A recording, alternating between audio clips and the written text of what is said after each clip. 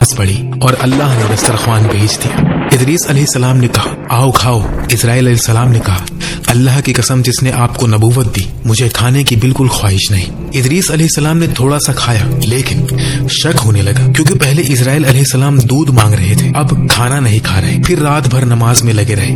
ادریس علیہ السلام تھک گئے، نیند بھی آنے لگی، لیکن دیکھا تو یہ شخص بالکل تھکا نہیں، نیند بھی نہیں، بھوک بھی نہیں۔ ادریس علیہ السلام حیران ہوئے کیونکہ فرشتوں کے لیے ایسی عبادت آسان ہوتی ہے۔ کچھ فرشتے تو دنیا بننے سے پہلے سے قیام میں ہیں اور اب تک رکوع بھی نہیں کیا۔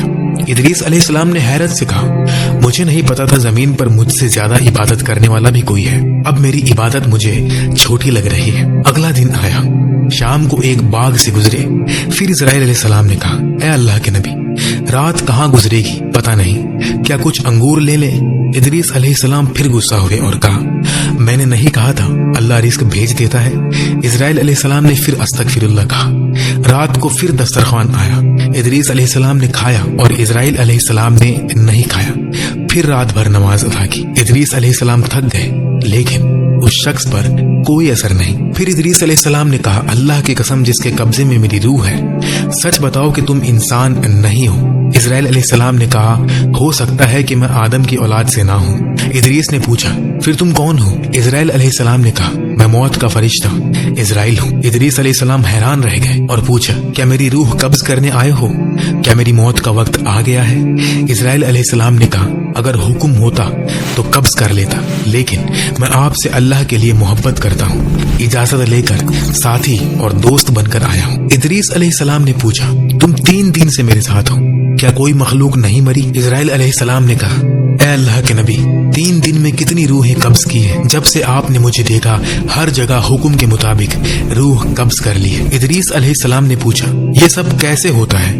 اسرائیل علیہ السلام نے کہا ساری دنیا میرے سامنے ایک دسترخوان کی طرح ہے، جیسے انسان ہاتھ بڑھا کر کھانا اٹھاتا ہے میں روح اٹھا لیتا ہوں۔ ادریس علیہ السلام نے کہا میری ایک خواہش ہے، مجھے موت کا مزہ چکھاؤ۔ اسرائیل علیہ السلام نے پوچھا موت کے درد سے کیا حاصل ہوگا؟ ادریس علیہ السلام نے کہا اگر موت چکھوں گا تو واپس آ کر کبھی نہ سوؤں گا، ہمیشہ اللہ کی عبادت کروں گا۔ اسرائیل علیہ السلام نے اللہ سے اجازت لی اور ادریس علیہ السلام کو موت کا مزہ چکھایا۔ پھر اللہ کے حکم سے واپس زندہ کر دیا گیا۔ جب آنکھ کھلی اسرائیل علیہ السلام نے پوچھا موت کا درد کیسا لگا؟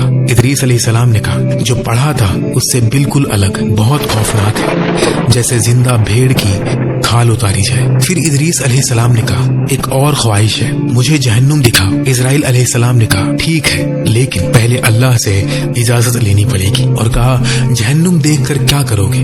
ادریس علیہ السلام نے کہا دیکھوں گا تو عبادت اور بڑھ جائے گی۔ اجازت ملی تو جہنم لے گئے۔ جہنم کے دروگا ڈر گئے، دروازہ سوئی کی نوک جتنا کھولا اور اتنے میں ہی آوازیں، گرمی، چیخیں، آگ سے ادریس علیہ السلام بے ہوش ہو گئے۔ ہوش آیا تو کہا یہ تو سوچ سے بھی زیادہ خوفناک ہے۔ پھر ادریس علیہ السلام نے کہا ایک اور خواہش ہے، مجھے جنت دکھاؤ۔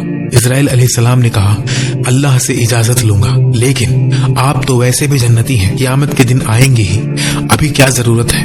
ادریس علیہ السلام نے کہا اسی لیے دکھاؤ کہ شوق اور عبادت اور بڑھے۔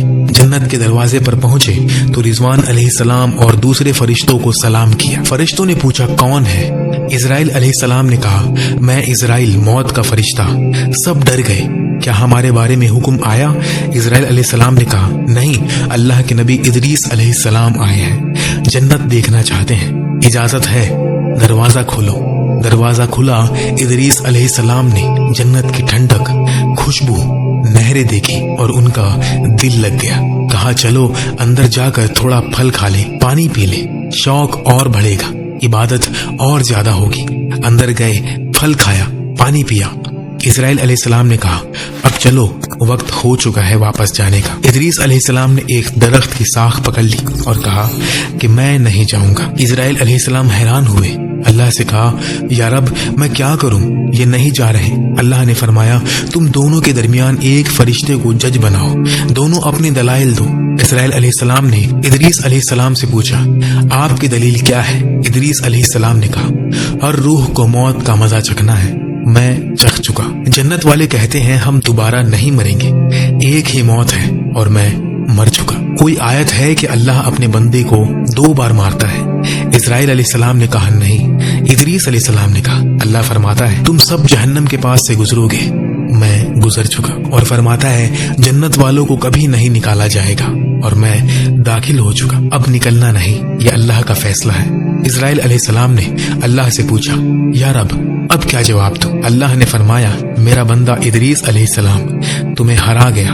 मेरी इज्जत और जलाल की कसम, मैं अपने कदीम इल्म से जानता था कि उनकी मौत इसी वक्त होगी और जन्नत में इसी वक्त दाखिल होंगे और कभी नहीं निकलेंगे।